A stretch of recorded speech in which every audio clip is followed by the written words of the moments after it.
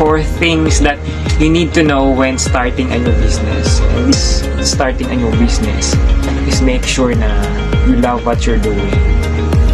Kung mahilig ka magluto, dapat ang business mo restaurant or anything na may kinalaman sa pagkain.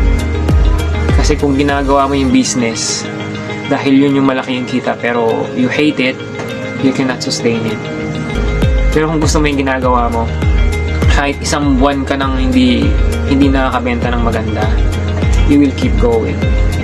Tip number 2, stop listening to others.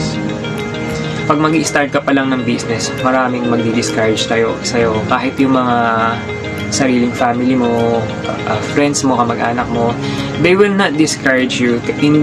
Not because they don't want you to be successful, but it's because they're just afraid na iniisip nila na baka malugi and they don't want to see you fail, or yun nga, they don't want to see you lose.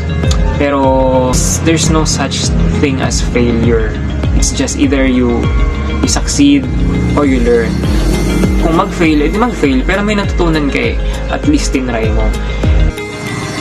Tip number 3, success doesn't happen overnight.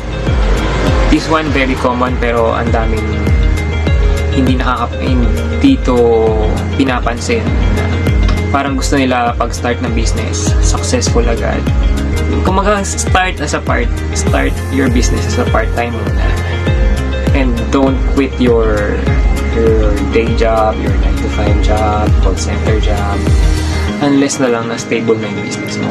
And tip number 4 is stop waiting for the right time, or stop waiting until you are ready. Kasi you will never be ready. There's always something missing. Isa rin ako sa may ganyang pag-iisip dati na actually ito lang YouTube na to eh. Sabi ko, before I start making YouTube videos, gusto ko maganda yung phone ko, whether I'm ready or not, I'll do it. So yun guys, these are just the 4 tips na alam ko na makakatulong sa inyo when you're going to start a